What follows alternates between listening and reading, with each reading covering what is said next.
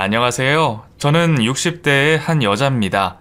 제가 이렇게 컴퓨터 앞에 앉아 글을 쓰게 될 줄은 상상도 하지 못했었는데 어쩌다 보니 글을 쓰고 있네요.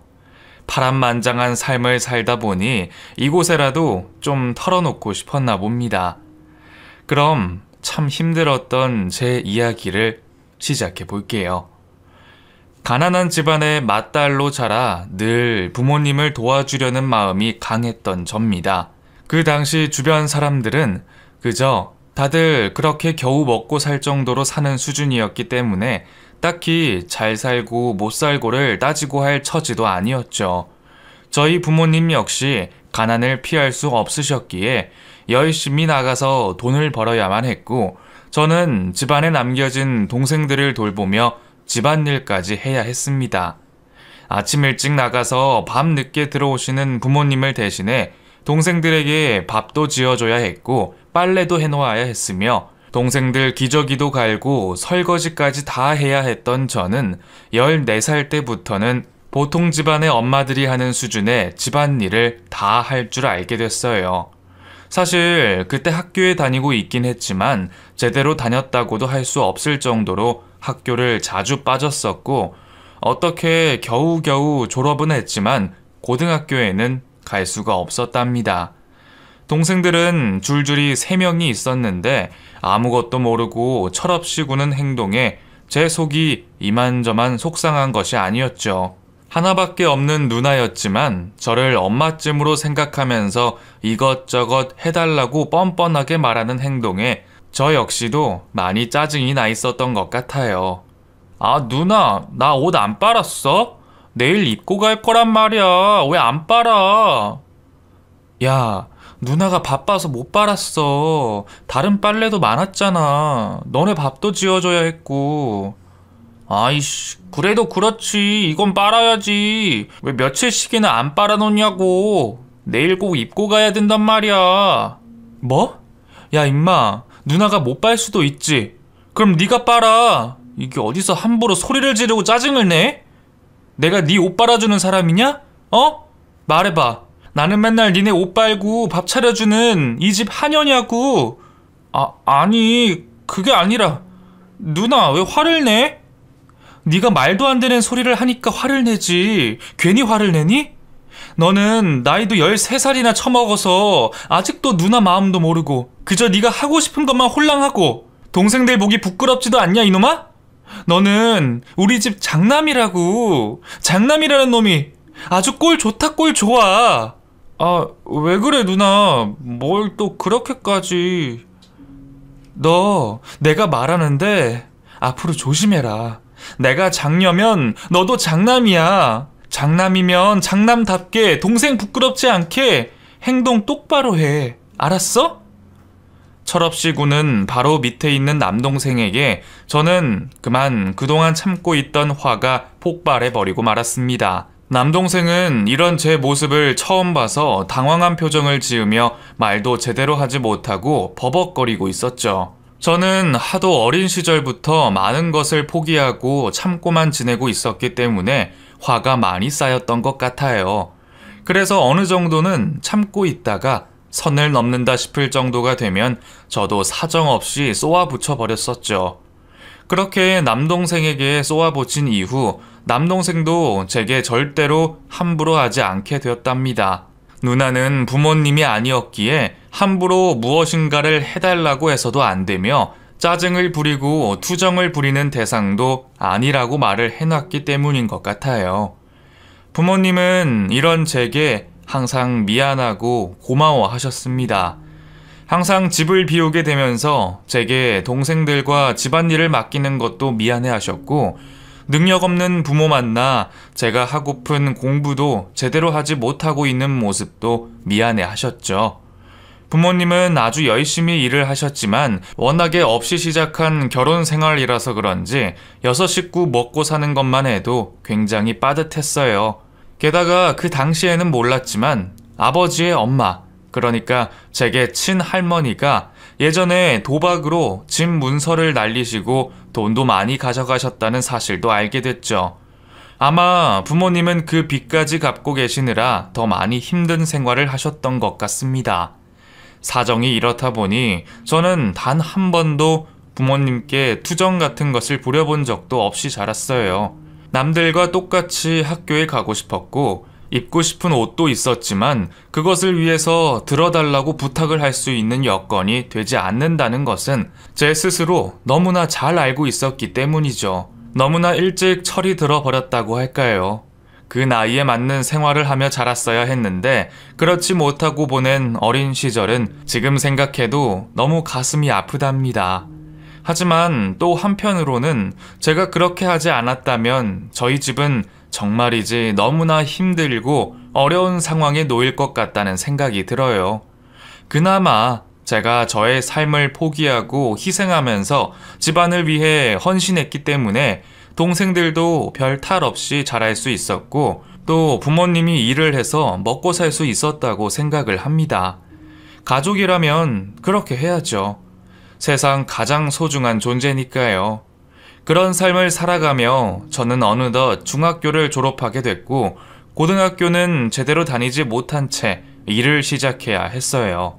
처음에는 미싱 공장 같은 곳에 아는 사람이 연결해줘서 들어가게 됐는데 아직 성인도 되지 않았기 때문에 정당한 일을 하고 정당한 월급은 받지 못했었습니다.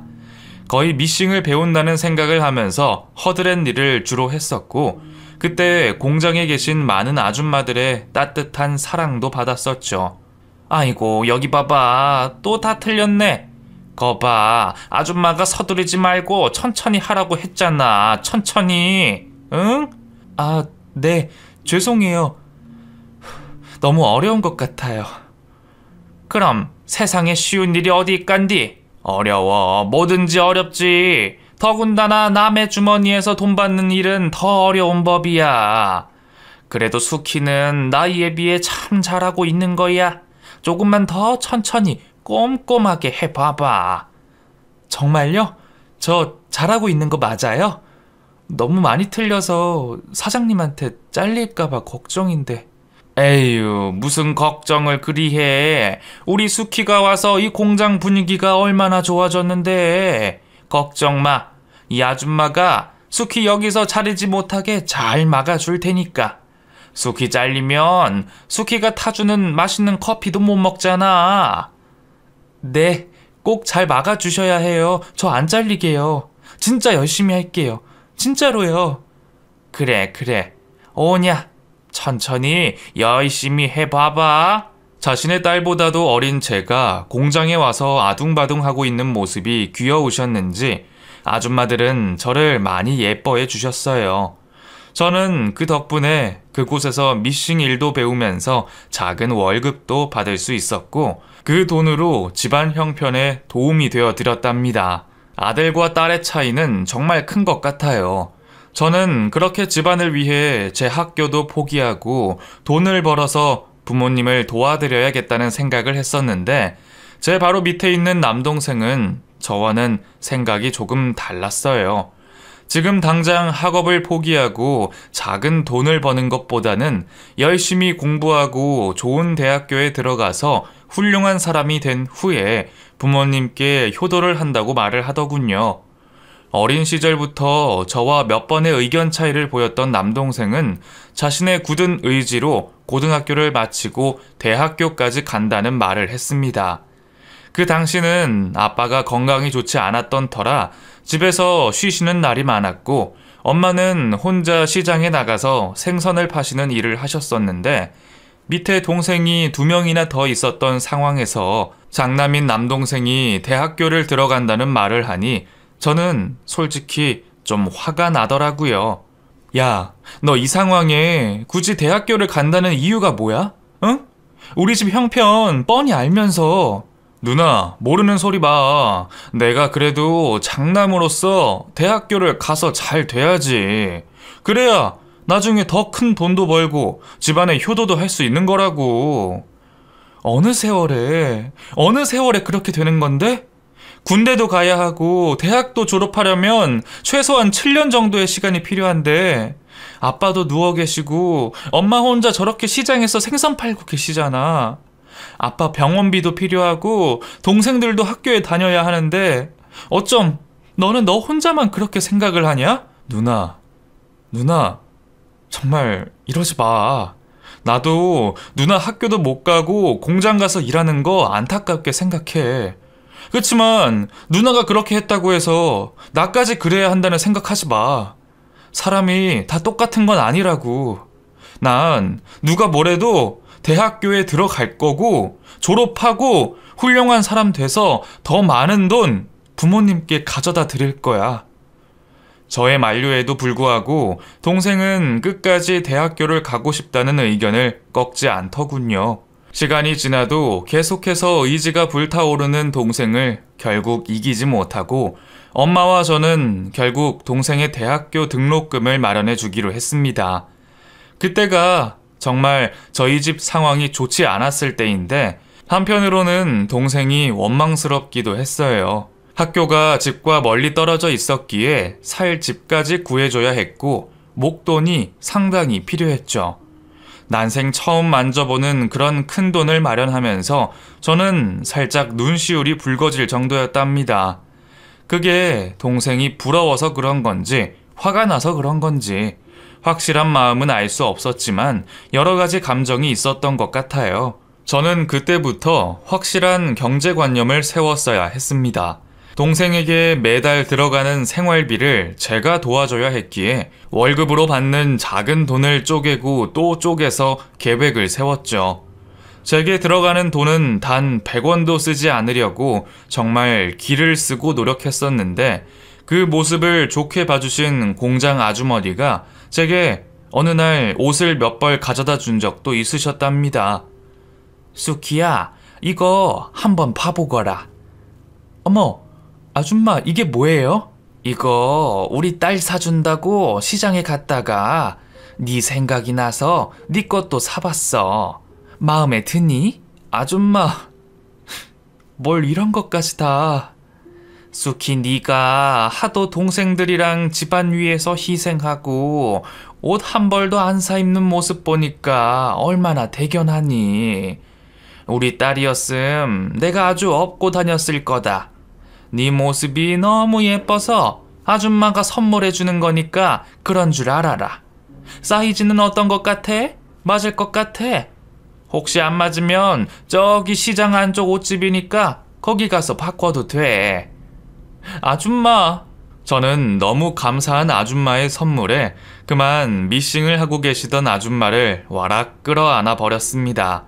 아줌마는 미싱을 하다 번개같이 안기는 저를 안아주시며 다독거려 주셨죠. 아이 깜짝이야. 다 큰 처녀가 이렇게 아무한테나 안기면 쓰나? 응? 아이고 우리 수키. 고마워요 아줌마. 정말 너무 고마워요. 제가 나중에 은혜 꼭 갚을게요.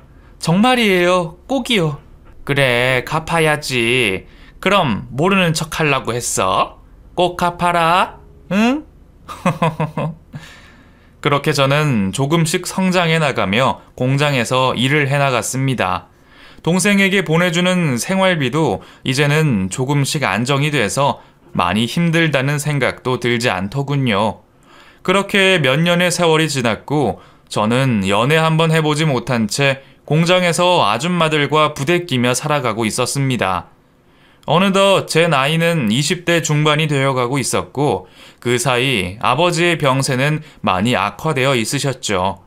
저는 그때 아주 좋은 기회를 얻게 됐어요. 제가 믿고 따르던 공장의 아주머니께서 시내 쪽에다가 미싱 일을 하시게 됐는데 그때 저를 데리고 가고 싶다고 하시는 거예요. 워낙에 꼼꼼하시고 일도 잘하시고 또 따뜻하셔서 제가 아주 많이 믿고 의지했던 분이셨거든요. 아줌마가 차리는 미싱 일은 이불을 만드는 일이었는데 그 이불에 자수를 놓는 고급 기술을 해야 하는 일이었습니다.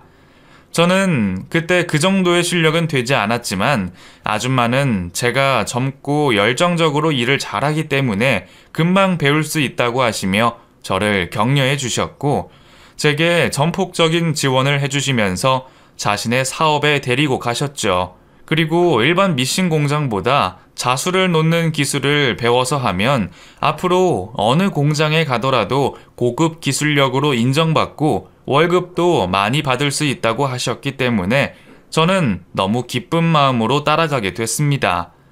정말 그곳에서의 몇 년 생활은 아주 많이 바쁘기도 했지만 아주 많이 뿌듯하기도 했던 곳이었어요. 어려운 기술도 하나씩 배워가면서 기술력으로 인정을 받으며 일을 할 수 있었거든요. 그저 공장에 처음 가서 허드렛 일을 하며 일을 배우던 생각을 하면 장족의 발전이라고 할 수 있었답니다. 그리고 그곳에서 일을 하며 한 남자를 알게 됐는데요.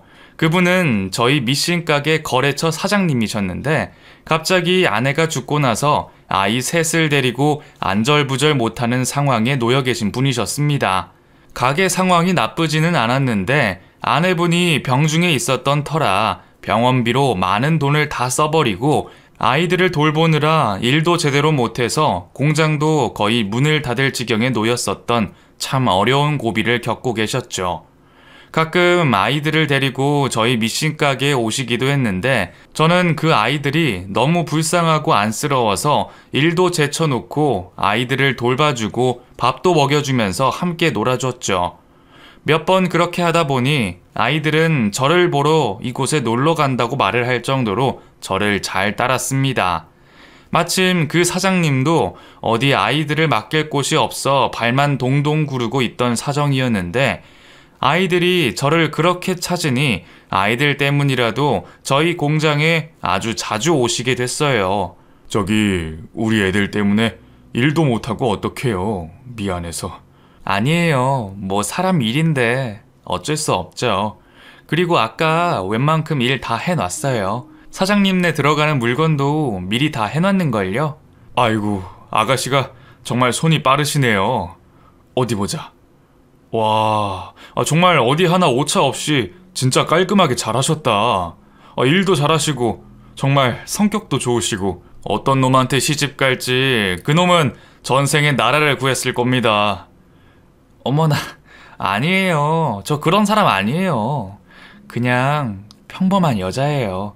그래서 그런지 남자친구 하나 없는걸요. 아니, 이렇게 좋은 사람이 남자친구가 없다고요? 말도 안 돼요.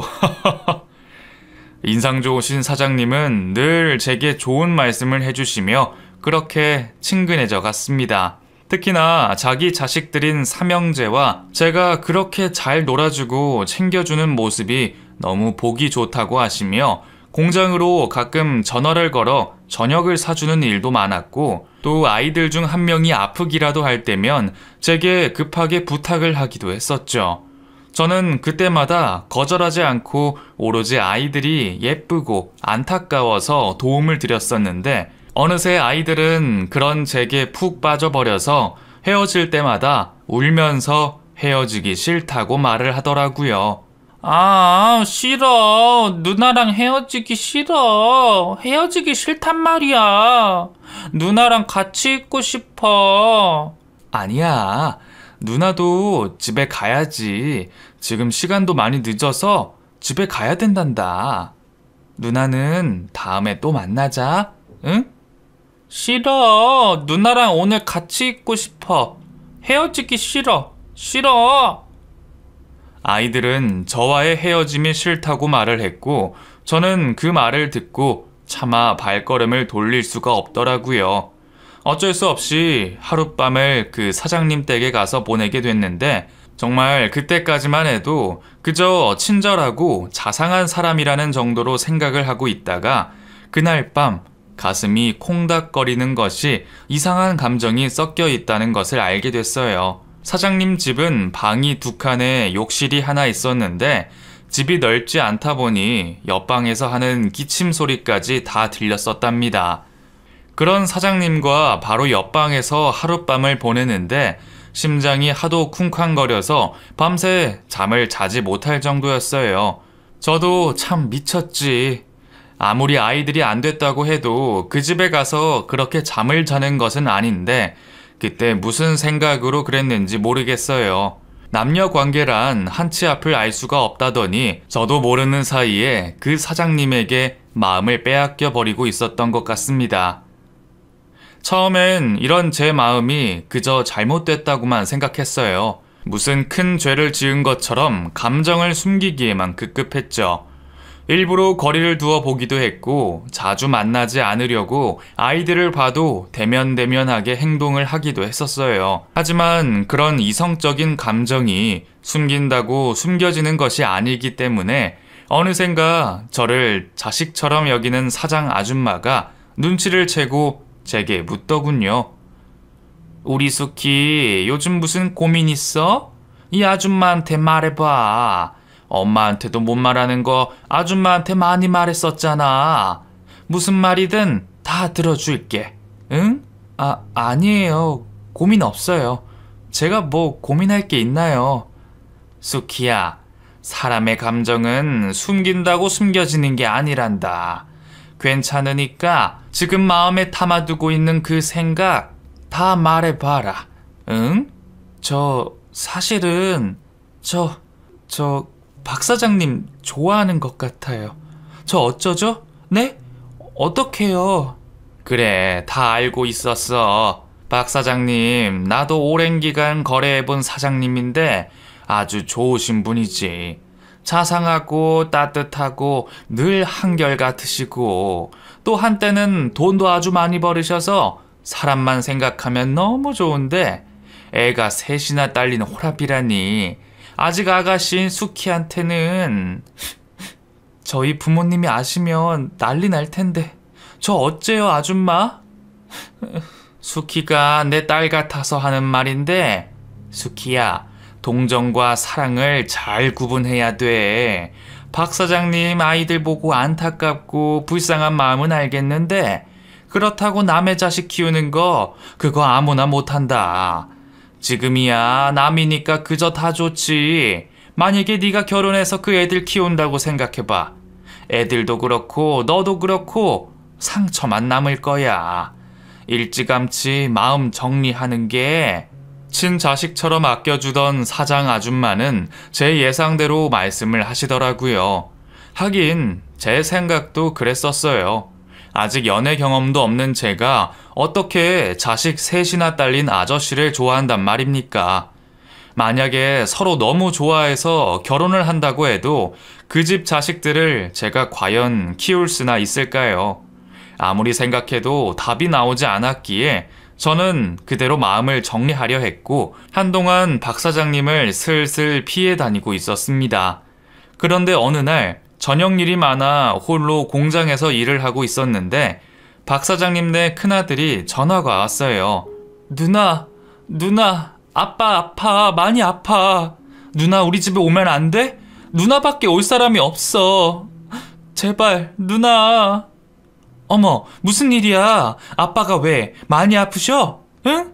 알았어. 조금만 기다려. 누나 갈게. 금방 갈게. 빨리 와. 얼른. 빨리. 제발 누나. 그렇게 저는 전화를 받고 그 집으로 달려갔고 고열로 쓰러져 정신을 잃어가는 박 사장님을 발견했습니다. 그리고 그날 밤새도록 박 사장님을 옆에서 간호해드렸고 새벽녘 잠시 잠이 들었던 사이 무언가 따뜻한 손길을 느낄 수가 있었어요. 눈을 살짝 떠봤더니 박 사장님이 제 손을 꼭 잡고 자신의 가슴 위에 올려놓고 계셨습니다. 제가 옆에서 이마에 물수건을 올려드리다가 깜빡 잠이 들어 쪼그려 잠이 들었는데 어느새 베개도 가져다 주시고 이불도 덮어주시고 그리고 제 손을 꼭 잡고 계시는 모습에 저는 그만 눈물이 왈칵 쏟아졌어요. 주체할 수 없는 눈물을 흘리고 나서 저는 더 이상 사장님에 대한 제 감정을 숨기지 않기로 결심했습니다. 사장님 역시 눈물을 흘리며 제게 미안하고 또 사랑한다는 고백을 해주셨고 그날 이후 저희는 연인으로 발전해 나갔어요. 그때 사장님 나이는 40, 저는 27이었어요. 나이 차이도 워낙에 많고 애딸린 호랍인지라 그 누구에게도 환영을 받지 못할 것이라는 사실은 불보듯 뻔했고 저와 사장님은 그저 그런 부분에 대해 기대하지 않고 무슨 일이 있어도 둘의 사랑을 포기하지 말자고 얘기했죠. 저희 부모님과 동생들은 거의 저와 연을 끊자는 식으로까지 말씀하시며 화가 단단히 나셨지만 저는 포기할 수 없었습니다. 집에서 짐을 싸서 나왔고 바로 박 사장님의 집으로 들어가 그렇게 결혼 생활은 시작됐죠. 남편이 되고 난 후에 박 사장님은 정말 너무 더 좋은 사람이 됐답니다. 아이들도 처음에는 저를 정말 잘 따랐기 때문에 그저 모든 것이 행복하게 흘러갈 줄만 알고 있었고요. 다른 사람들의 축복은 받지 못했지만 그래도 괜찮다고 생각을 했어요. 그냥 지금 제 곁에 있는 사람들만 있으면 괜찮다는 생각을 했죠. 가족들과 거의 연을 끊다시피 하고 저는 최선을 다해 아이들을 돌보며 일까지 했습니다. 남편의 사업이 좀 어려워졌던 상황이었기에 제가 격리의 일부터 시작해서 미싱하는 일까지 아주 꼼꼼하고 체계적으로 일을 도맡아 했어요. 워낙에 돈에 있어서 꼼꼼하게 생활을 했었기에 회사를 꾸려나가는 것은 그리 힘들지 않았답니다. 몸이 10개라도 모자랄 정도로 저와 남편은 일을 열심히 했고 덕분에 결혼 3년 만에 어느 정도 잃어버렸던 사업의 거래처들도 되찾았고 금전적으로 어려움을 이겨낼 수 있었죠. 그리고 그때 제 뱃속에 아기 천사도 찾아오게 됐습니다. 저는 처음에는 아이는 갖지 않고 남편의 삼형제만 잘 키울 생각을 하고 있었는데 아주 우연히 임신이 된 것이었어요. 제 배가 점점 불러오게 되면서 저를 그렇게도 잘 따르던 형제들은 이상하게 저를 점점 멀리하는 것 같이 느껴졌습니다. 누나, 뱃속에 아이 있어? 응, 그래. 너희들 동생이 생겼어. 근데 표정이 왜 그래? 안 좋아? 우리는 안 좋아. 동생한테 누나도 뺏기고 아빠도 뺏길 것 같아. 뱃속에 아이 낳지 마. 누나, 그냥 우리끼리 행복하게 살면 안 돼? 응? 그런 말이 어딨어. 이 동생이 태어나면 너희들이 가장 아껴주고 예뻐해줘야 돼. 누나랑 아빠 뺏길 걱정하지 마. 우리 삼형제는 항상 누나랑 아빠한테 가장 소중한 사람이거든. 아니야. 아니랬어. 아니라고 했어. 우리 외할머니가 아니라고 했단 말이야. 난 싫어. 싫다고. 알고 보니 외할머니가 가끔 이 집에 전화를 걸었었고 삼형제 중 큰 아이와 연락을 주고받으시며 쓸데없는 말을 많이 하셨던 것 같아요. 죽은 엄마가 화를 낸다는 둥 제가 분명히 아이를 낳으면 삼형제를 미워할 거라고 하면서 말이죠. 더욱이 아빠를 제가 빼앗아 간다는 말까지 하셨다는데 아이들을 데리고 왜 그런 말을 하셨는지 이해하기 힘들었습니다. 나중에 남편한테 들었는데 자신의 딸을 잃고 너무 속이 상해서 그런 말씀을 하셨다고 했는데 나중에 후회를 해봤자 아이들의 뇌리에 박힌 생각을 지울 수는 없더군요. 한창 예민할 나이에 아이들의 머릿속에는 이미 안 좋은 생각들이 강인하게 박혀 있었답니다. 그 당시 큰 아이가 14살이었으니까 가장 예민할 시기였을 거예요. 저의 14살 시절에도 동생이 빨래를 빨아달라는 말에 울컥해서 이 얘기 저 얘기들을 했었으니까요. 저는 그렇게 딸을 출산하게 됐고 그 후로 삼형제들과는 점점 멀어지게 됐습니다. 좋은 말로 타일러도 받고 때로는 무섭게 혼내보기도 했지만 이미 자신들의 생각이 맞다고 하면서 삐뚤어질 대로 삐뚤어진 삼형제를 이해시키기는 힘들더군요. 더욱이 남편은 엄마를 잃고 외롭고 힘들게 자란 삼형제를 그 누구보다 사랑했기 때문에 자식들에게 회초리 한번 들지 않고 소리 한번 지르지 않고 키우기를 원했었어요.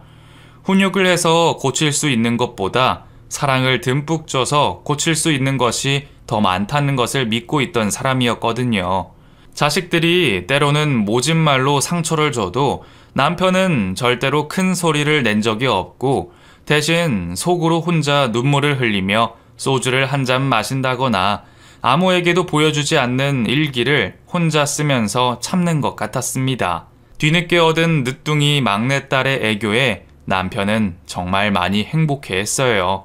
아내라는 자리도 이렇게 든든하게 지켜지고 있고 생전 가져본 적 없는 딸도 없고 거기에 한창 어려웠던 사업도 잘 되어가고 있으니 남편은 더 이상 바랄 것이 없었죠. 항상 제게 고맙다는 말을 하며 자신의 감정을 잘 표현하던 남편이 저도 정말 좋았습니다.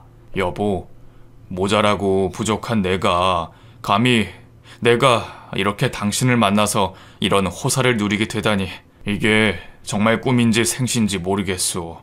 너무 고마워요, 여보. 여보, 당신이 뭐가 부족해요. 당신은 세상 가장 따뜻하고 멋진 사람이에요. 저도 당신을 만나서 너무 행복해요. 미안해요. 나를 만나서 당신은 친정과도 연을 끊고 산지 6년이나 됐는데 우리 딸도 보여줄 겸 이번 주 주말에는 다시 한번 처갓집에 가봅시다. 여보, 그렇게 몇 번이나 쫓겨나고도 또 가잔 말이 나와요? 난 가기 싫어요. 오죽하면 그러겠소. 자식 키워보니 부모 마음 다 똑같은 걸 알겠소. 만약 생각해봐요. 당신 딸이 나중에 나같이 애 딸린 호랍이 만나서 산다고 하면 용서하겠소. 다 그런 거예요. 그러니 이번 주에 또 한번 갑시다. 내가 고기랑 선물이랑 좀 준비할 테니 당신도 준비해요. 남편과 저는 막내딸을 안고 몇 년간 연을 끊고 살았던 친정에 다시 한번 찾아가게 됐고 딸의 얼굴을 보더니 그제서야 부모님은 마음의 문을 여시고 저희를 따뜻하게 맞이해 주셨습니다. 남편은 미리 준비해둔 고기와 현금 선물을 건네줬고 그날 밤 저희는 한 가족이 되어 눈물바다가 됐죠. 아빠의 병세는 아주 많이 악화가 되셔서 제대로 일어나서 거동을 하지 못하신 상태가 되셨었고 엄마는 깊게 패인 주름과 제대로 펴지지 않는 허리를 움켜쥐셨어요. 그런 부모님의 모습을 보니 정말 그동안 제가 얼마나 큰 잘못을 하고 있었는지 후회가 되더라고요. 어느 순간 어떤 모습으로 산다 하여도 부모님께는 꼭 할 도리를 하고 살아야 한다는 생각을 하게 됐습니다. 그리고 삼형제들에게도 올바른 훈육을 통해서 꼭 부모를 함부로 대하지 않는 자식들로 만들어야겠다는 생각도 했어요. 그냥 부모 자식 간에는 절대로 끊을 수 없는 무언가가 있기 때문에 올바른 훈육을 시켜서 제대로 된 부모 노릇을 하고 싶었거든요. 그렇게 저희 가족은 자식들을 키우고 사업도 열심히 하면서 많은 것을 일구어냈습니다. 아니, 막내딸과 사업은 잘 일구어 나갔고 솔직히 말하면 삼형제는 잘 일구어 나가지 못했던 것 같아요. 특히 첫째와 둘째는 이전 결혼 전에 저를 좋아했던 그 모습은 온데간데 없고 사춘기를 겪으며 점점 삐뚤어져 나갔죠. 툭하면 제게 막말까지 일삼으면서 제가 낳은 막내 동생과 차별 대우를 한다는 말을 많이 했었어요. 또한 제게 절대로 엄마라고 부르는 법이 없었고 오히려 자신의 엄마 제사상을 차리고 있는 제게 방에 들어가 있으라는 말도 할 정도였죠. 그렇게 자식들이 자라는 모습을 가까이에서 보면서도 남편은 좀처럼 화를 내지 않았습니다. 모든 것이 다 자신의 잘못이라는 말만 할 뿐이었죠.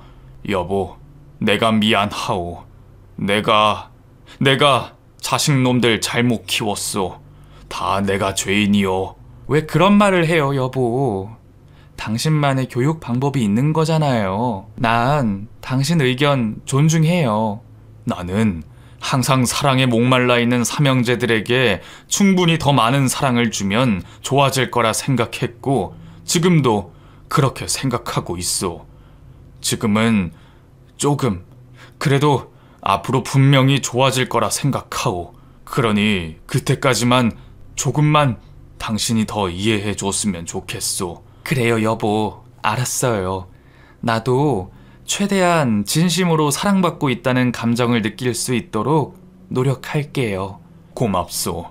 정말 당신 같은 천사가 내게 온 건 하늘의 축복인 것 같소. 사업도 이렇게 잘 되고 참 지금 모든 것이 난 너무 좋아요. 앞으로 분명히 잘 될 거요. 분명히. 남편과의 끊임없는 소통을 하며 저는 자식들을 키워나갔습니다. 삐뚤어질 대로 삐뚤어진 모습도 보면서 마음속으로 얼마나 피눈물을 흘렸는지 몰라요. 하지만 그게 전부라 생각하지 않았어요. 분명히 좋아질 앞날이 있을 거라 생각을 하고 있었죠. 삼형제들에게 사랑을 듬뿍 주는 모습으로 저희 부부는 충분한 지원을 아끼지 않았습니다. 남편은 특히 아들들이 어디 가서 기죽지 말라고 넉넉한 용돈도 줬고 옷차림도 신발도 그리고 성인이 된 후에는 바로 승용차도 사줄 정도로 애착이 컸어요. 군대에 다녀온 아들들은 자신들이 하고 싶은 일들이 있다고 하면서 경제적인 후원을 바라더군요.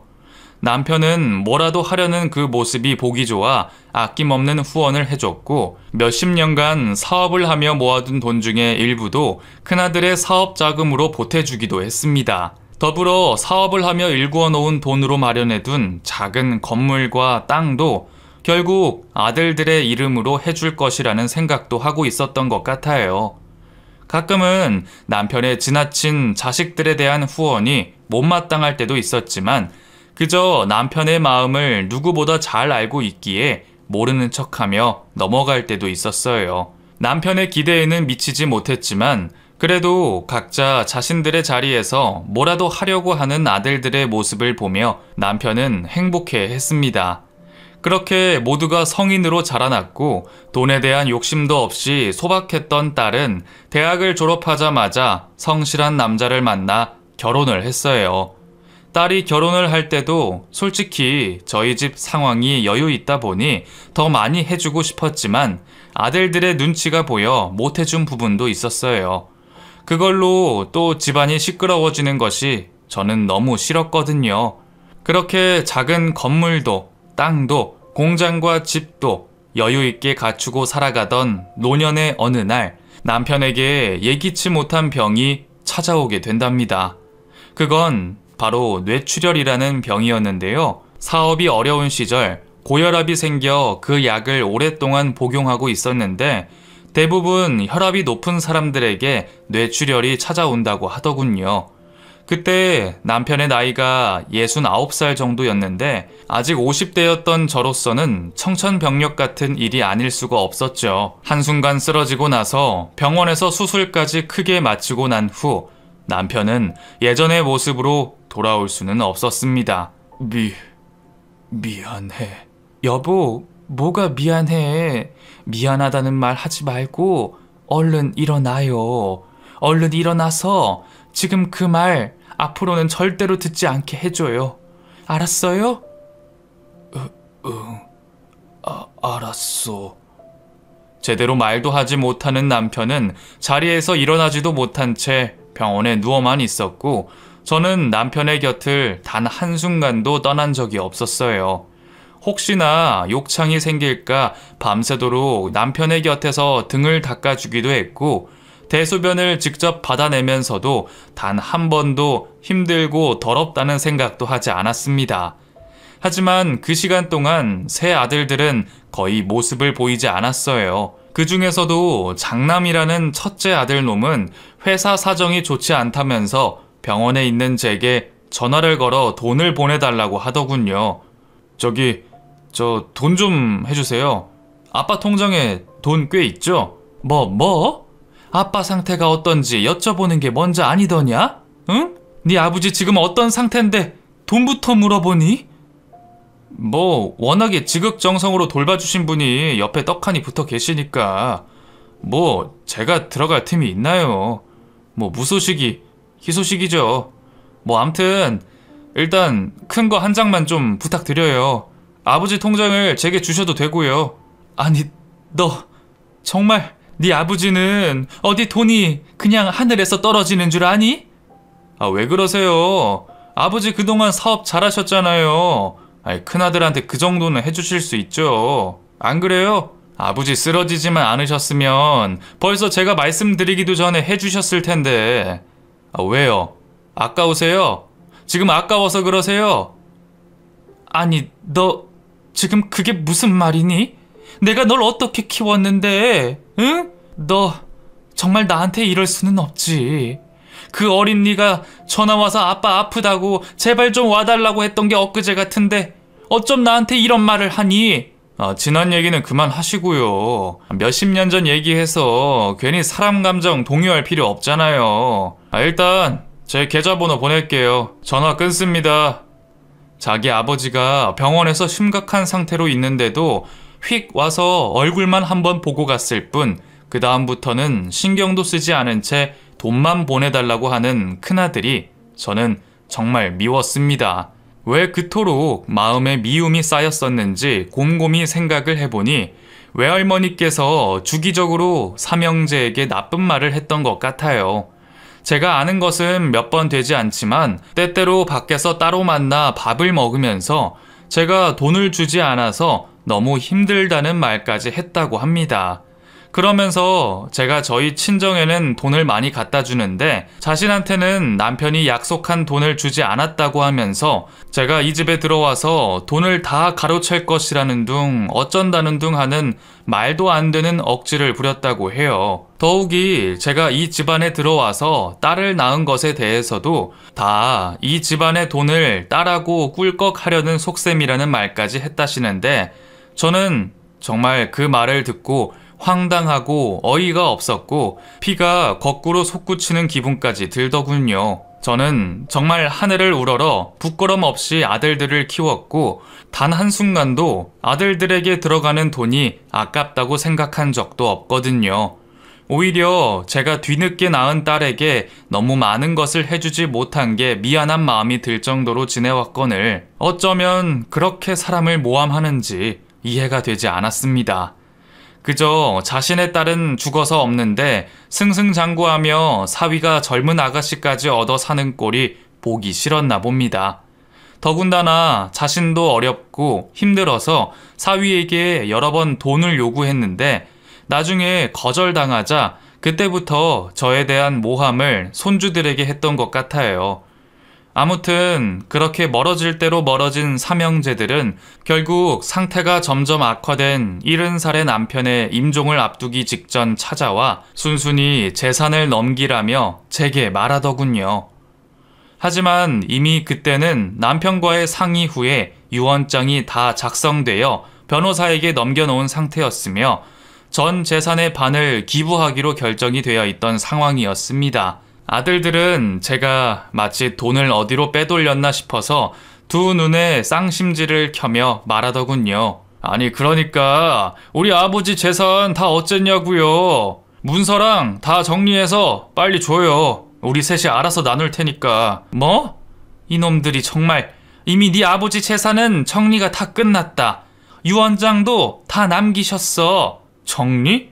아니 누구 맘대로 정리를 해요. 당신이 뭔데요? 당신이 낳은 딸내미한테도 어떻게 넘기려나 본데 그렇게 마음대로 되지는 않을 겁니다. 그럼 아버지가 작성하셨다는 유언장 줘 보세요 어디. 이놈들이 네 아버지 아직 임종 직전이셔. 재산 찾기 전에 아버지 임종의 성심을 다하거라. 네 아버지가 너희들 어떻게 키웠니? 응? 아주 혹여나 다칠까 한 대 때리지도 않고 그렇게 키우셨거늘. 아이 진짜 얼른 유언장이나 좀 보여달라니까요. 제게 유언장을 달라며 행패를 부리는 큰아들의 성화에 못 이겨 저는 갖고 있던 유언장을 보여줬고 그 유언장의 내용이 밝혀지는 순간 자식들의 얼굴은 새파랗게 질려버렸습니다.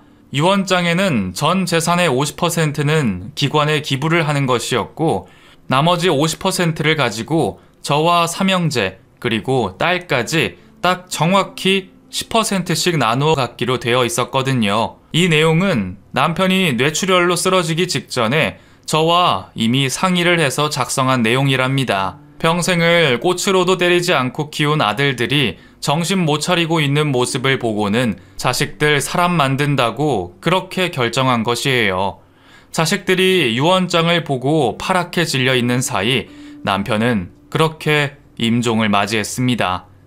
남편이 죽고 난 후 저는 유언 때문에 더욱 사이가 멀어진 아들들과 연락을 끊고 살던 집을 정리해 남편이 묻혀있는 곳 근처로 작은 방을 얻어놨어요. 옷과 가구 등 모든 것들을 정리하고 단촐하게 나와서 혼자만이 꾸려가는 삶을 시작하게 됐죠.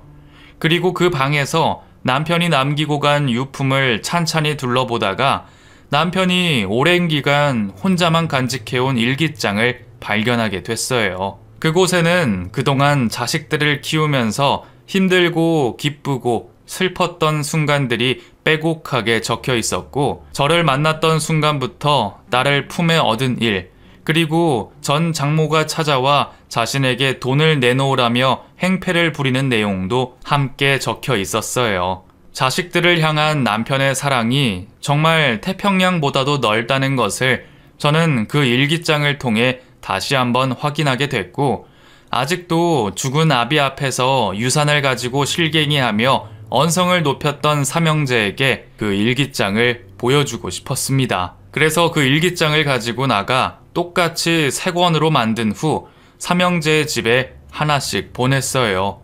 아비가 죽고 난 후라도 마음속에 하지 못한 말들을 좀 알게 되라고요. 더불어 삼형제의 외할머니가 어떤 사람이었는지도 똑똑히 알게 되기를 바랬습니다. 그래야 저에 대한 오해도 풀릴 테니까요. 몇 년간 연을 끊고 살았던 삼형제를 저는 남편의 무덤에서 제외하게 됩니다. 그제서야 통한의 눈물을 흘리며 자기 아비를 찾아온 삼형제에게 저는 그저 말없이 옆에 있어줄 뿐이었어요. 아버지, 죄송해요. 아버지, 너무 죄송합니다. 아버지가 베풀어 주신 사랑, 저는 몰랐어요. 정말 몰랐어요. 이 불효자를 용서하세요. 큰아들의 눈물에 온 가족 모두가 눈물을 흘렸고, 그렇게 저희는 진정한 한 가족이 됐습니다. 삼형제와 처자식들, 그리고 막내딸까지 모두가 모인 자리에서 진심을 다해 죽은 남편의 제사상을 거하게 차렸어요. 하늘에서 이 모습을 보고 있는 남편은 아마 흐뭇하게 웃고 있을 거란 생각이 드네요. 그저 돈밖에 몰랐던 자식들이 오히려 돈을 많이 물려주지 않자 진정한 사람이 되어가는 것 같아서 남편의 마지막 훈육 방식이 아주 마음에 들었어요. 정말 저희 남편은 항상 저보다 한 수 위의 사람이 분명해요. 저는 이제 아무 걱정 없이 손주들 보면서 행복하게 살고 있답니다. 어느덧 제 나이도 60대가 됐네요. 주변에 떠나간 모든 사람들을 그리워하며 오늘 이 글을 마치겠습니다. 말도 많고 탈도 많았던 제 긴 이야기 들어주셔서 감사드립니다.